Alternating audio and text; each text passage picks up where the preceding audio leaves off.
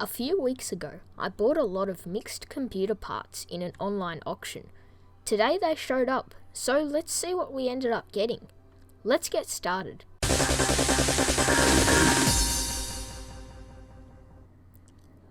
Well, the first order of business is to go ahead and open the package.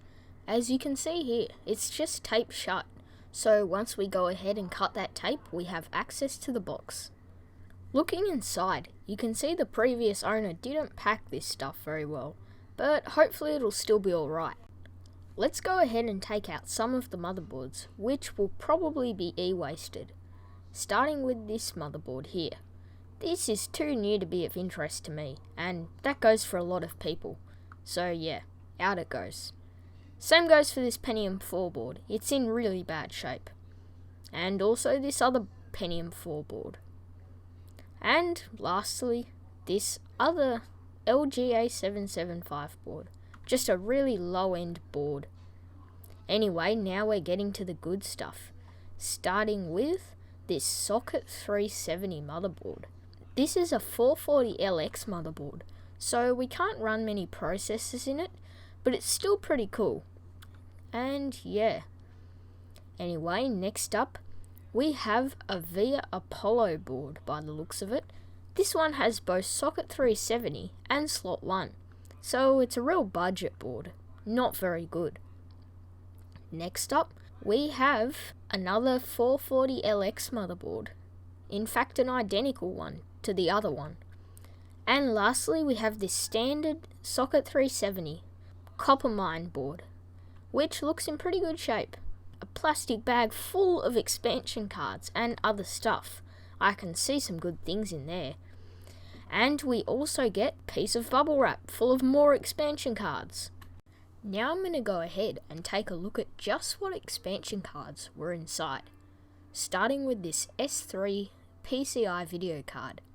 They're always a solid choice for a vintage computer. We also get some hard drive controllers. They're going to the scrap pile. And yeah, another Socket 7 video card. And all these video cards and stuff are missing the brackets on the back, which is really annoying. But I have plenty spare. Next up, we get this Yamaha XG sound card. I don't know if this is high end or low end, but we'll find out in a future video.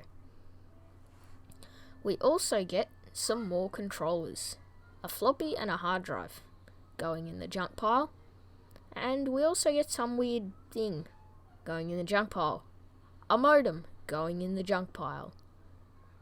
And some more controllers going in the junk pile. And a network card. That's not going in the junk pile. We also get this weird VGA controller board. And then finally, an ISA controller card. This thing is going to be really handy as I don't own one, and will be great for a future build. Wow, I'm so glad to finally own one. Nice. Let's go ahead and have a look in the second bag, starting with what appears to be a 16-bit ISA sound card. This thing looks like a clone card, though I can't say for certain, since it doesn't look cheaply made at all. Really nice, high quality stuff.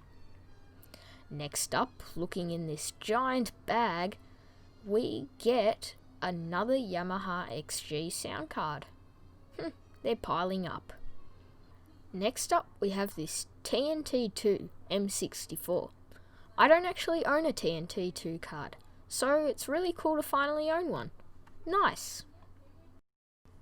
Next up, we get some random AGP S3 card.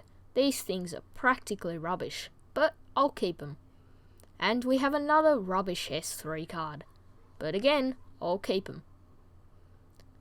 And another controller board for a hard drive. Rubbish. Going in the ever so large rubbish pile. And next up, I had to take a bit of a close look at this, but whoa! We've got a Trident ISA VGA card.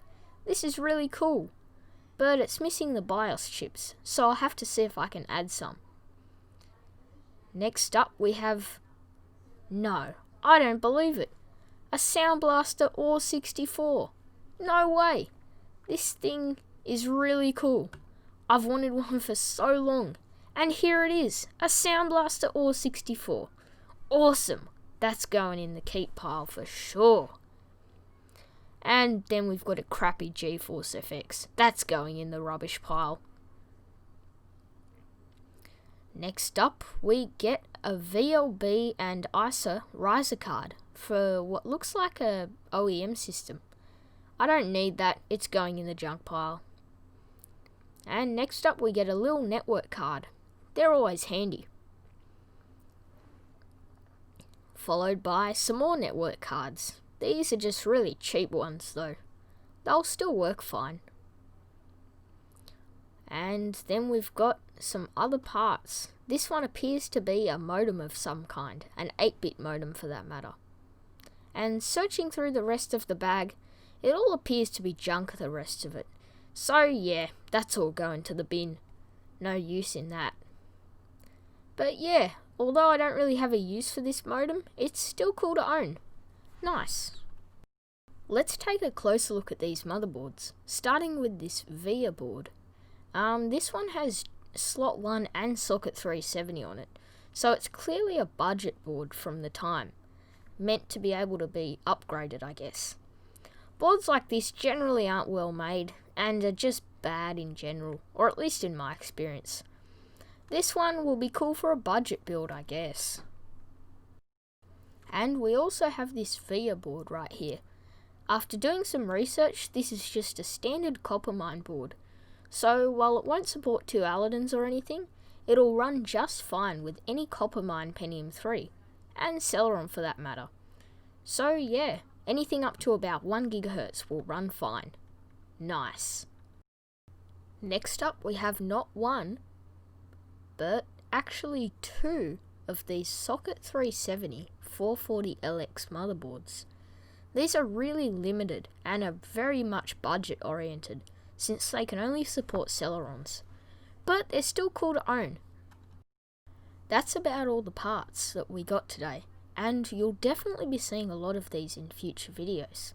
I'm really happy with this lot, and I haven't tested anything yet, but I'm pretty sure a lot of it will work, since it's all just in good condition anyway. That's about it from me, and I'll see you next time.